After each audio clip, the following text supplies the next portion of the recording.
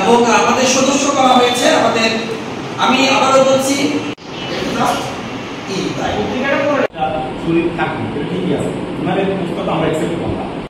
লেখাটাই তো তুলবেন। মঞ্জুরুল ইসলাম।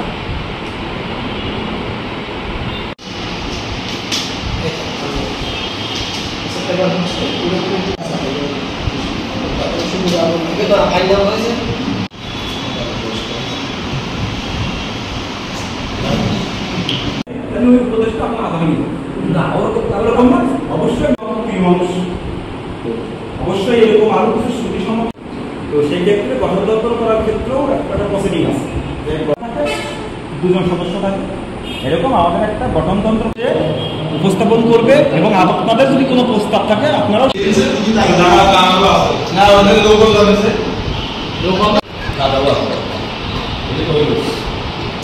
কমিটমেন্ট